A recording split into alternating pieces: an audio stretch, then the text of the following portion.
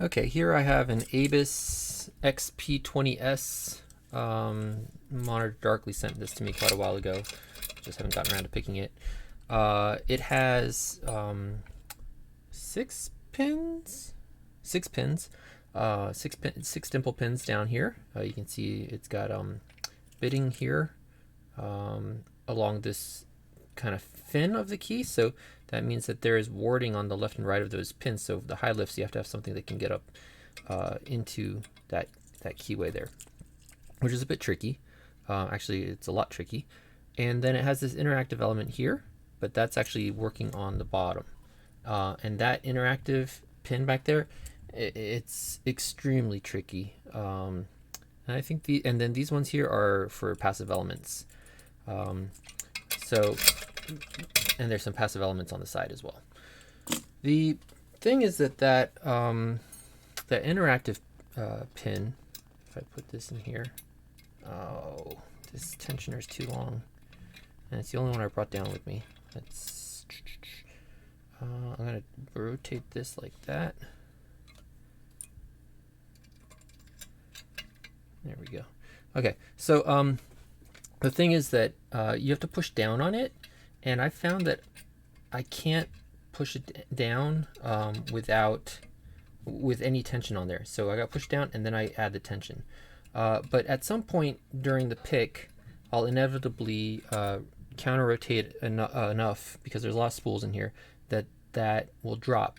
And if it drops and I have any tension on, I can't push it back down. And if I counter rotate enough to be able to push it again down, it can't be pushed down until I counter rotate to where all the pins drop and then some more. So picking that during the pick is near impossible. It can be done. Monitor Darkly did it on this. Captain Hook's done it, but there's an easier way. We'll go ahead and take a piece of wiper insert, and we'll put it along the bottom there. Now, this is not going to work with everything. If you had any zero lifts, I don't know if these are the lowest lifts that you can have. I'm guessing there's lower ones. So if you had like zero lifts, this would be raising stuff up, in which case you could cut like maybe 3/4 of this off and just leave the end wide, and the end bit there is going to be pushing down on that interactive. And then you can go ahead and just tension normally and start to pick. This actually makes this one a little bit easier because it lifts up some of the pins past a point where they need to be lifted out of a spool, and it's very hard to get under them with the flag, and you kind of have to really wiggle your way under there, but this wiper lifts them up a little bit. So I have multi-pick number 10 and a number 7 here. They're both these kind of what are they? They're kind of these left-sided flags. See how they're on the left side of the shaft, and that will allow me to get flat underneath the pins. So let's go ahead and I have this in, and I like to hold this so that it doesn't come up, and I'll do tension like that. So not too much. I don't want to push very hard, almost not at all, to lift up on some of these, and we'll go. So 1, 2, and I know from picking this that I should probably start on pin 6, or no, pin 2. So let's go use some of my knowledge, because this can be a very tricky pick. So let's see, especially because I can't see down there now. All right, we're not getting any binding, so let me make sure that it's all set up. Okay. Oh, people going in and out of my house. All right. Let's see if I get any binding from 2. There we go. Click from 2. So that was getting it over a spool, and now it's up high. 3, 4, 5, 6. So I'm using a little bit of knowledge of this particular lock just to speed things up a bit. And it's hard. See, it's a little bit hard to get under 6, so let off some tension. I got underneath it, and then I'll come back and check some other ones. Now, this is what we're getting up into that warding is difficult. So I can feel 2 is kind of binding up high, but it's really hard to lift it. And it's only just kind of binding. I'm going to check some of the other ones while I'm at it. All right, let's go and see if I can feel number 2. There we go, a little bit more lift on 2. And now see if we've got anything else binding. 3, 4, 5, and 6. Lift it up a little bit further. 1, no. 2, make sure it's all the way up. Yep, little click out of 2. Nothing from 3, 4, 5. I think might have been a little click from 6 there. So at this point, I'm hoping that we're far enough that I'm going to take this out. This could be a mistake. So you got to kind of get lucky as well.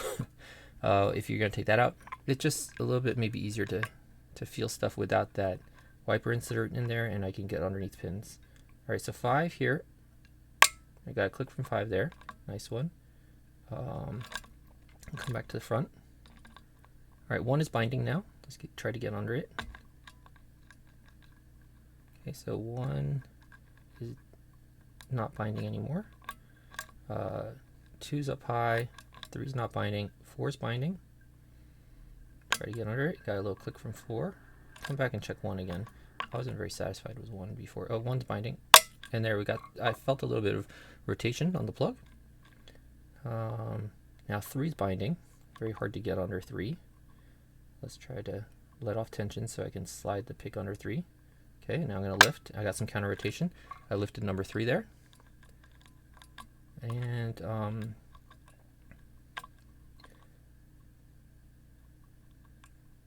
I have, I think, number 5 here. No. 6. Okay. I'm going to switch to a little bit taller one to see if I can feel the ones that are up in the groove, because I couldn't reach number 2 or 3 with that multi-pick number 10. I'm actually having a hard time getting under 1. So right now, once you turn this far, the passives are all popped up. They've gone past the point where the passives engage, and they kind of block you getting the pick into certain positions. So it can be a little tricky. All right, 3 is binding. And we're open. So a little click out of 3 and then we're open. So I'm going to show you inside there, which is quite a tricky interactive. So go ahead and lock that back up. And I did bring it down good. Okay. Switches over to autofocus. And let's get in there. Okay, bring some tools over. We'll start. I got just C-clip pliers. They help me with just expanding this clip back here like this to just far enough so you can take it off. I like to rotate this way. There are funny shaped pins on the top, and they will drop down into this groove here, stopping you from pushing it out. So you're going to want a shim. So we'll go ahead and, ow, pinch my finger. Rotate that maybe like 45 degrees, and we'll shove a shim down the top like that. You're going to want to catch pins. There's going to be pins on the left side of the key, the top of the key, and the bottom of the key. So if I keep it at least like this, I only have to catch the bottom of the key. So I'll go like that, and we'll push this follower in this way and catch the bottom. All right, so now put this one here. I'll put that there actually. So there's our top pins. We'll start dumping those, I guess, first. So 6, 5, oops, 4 dropped over into there. 3, 2, 1. Okay, let's get these. I'm going to put these up a little bit because I'm going to put I'm going to put bottom pins underneath these, like this. Okay. Then we'll go after the bottom pins. Okay, so here's the tricky interactive. You can see it's springy, right? It's this. We'll take this key out here. We'll dump some of the bottom pins down here, I guess. If I can get it to come out. Pin 1, and yeah, the pointy part points into the. Oh wait, that wasn't pin 1, was it? Where did that fall out of? That was the side pin number 1, so I'll put that up here. Okay, so I'll get the side pin number 4 out while I'm at it.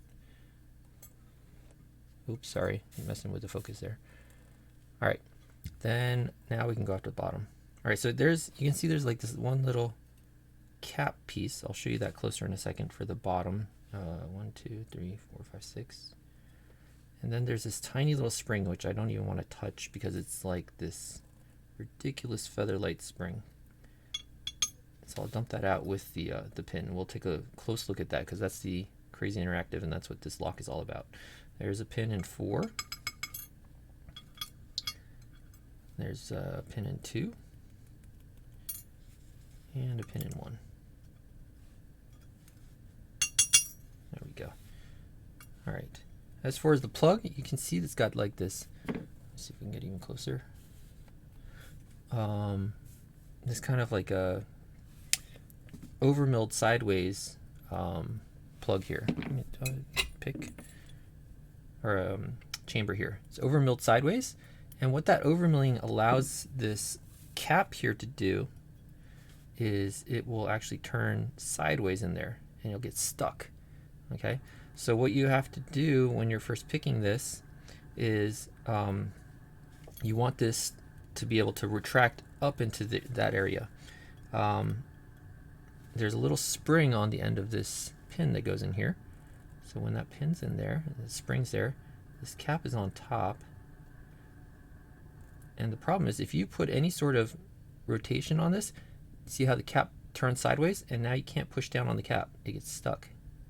I don't know if I can demonstrate that well. I can't push it down. You see how it's still sticking out a bit?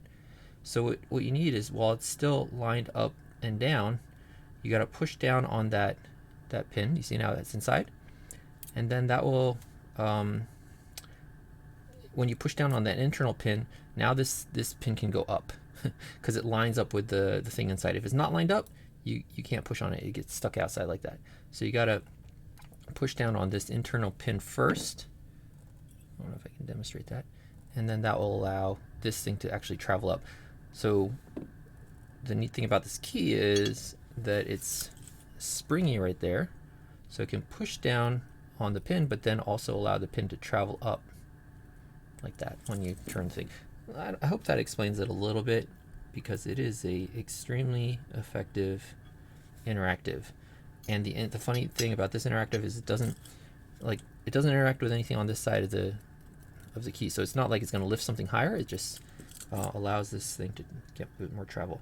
And here's that absolute minuscule spring. I'm going to see if I can pick it up with just magnetic force. There we go, because I don't want to pinch it. If you do take this off, the thin side of this spring faces the pin, I want to say.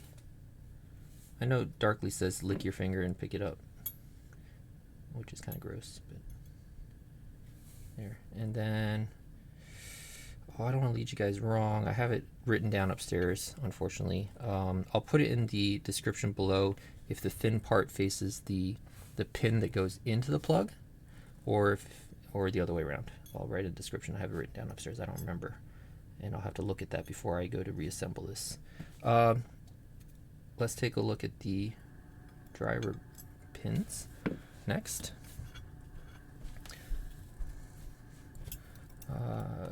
Driver number, they're not coming out because I got a shim in there still. There's a shim. So driver number 1 is a, what do we call that? I forget what they call that. It's like a reverse barrel pin. It just kind of steps down, so you gotta like pick it twice. The second one here is a spool, but it's got a little, it's a spool, but it's got a little step down at the end, so you gotta pick it twice. Third one is this pin and pin craziness. I already dumped it out. So it also has a spool and then like a step down section sticking inside of this thing, which has a little tiny serration on it even. So that goes inside of there. Come on, usually I can do this real easy. Like that. Okay, next, number 4, we got another one of those, which is kind of like the standard pin for this lock. Is one of those step down ones, step down standard or whatever you want to call it. Another one of these spools with a step down on the end. And then number 6 is another one of those spools with a step down at the end. Spring wise, they're all the same except for spring number 2. Spring number 2 looks like a steel spring or whatever, so it's a different one in number 2, and the rest are all these kind of like copper color ones. The rest of the plug, those are the top. The top has no milling or anything like that. Side pins, whatever reason, number 2 is solid. There's nothing that you can put in number 2. And yeah, key pins. Key pins are all. They're not torpedoes. They just got a serration up top here. So if you overset them, they'll get stuck. That one, it's got like a step down up top to allow it to be easily overset, and then you can drop into that spooled area. Same thing with that. The top is a smaller diameter on that one. This one's another one of those spool looking guys, or a serration on top guys, another serration on top guy, and another one of those step down in diameter into a spool kind of thing. So in any case, that is the ABUS XP20S. If you single pin pick the back, I would say this is quite a difficult lock. If you use the little wiper insert trick, it's nowhere near as complicated. But without that, this is a very difficult lock. Thanks everyone. Bye.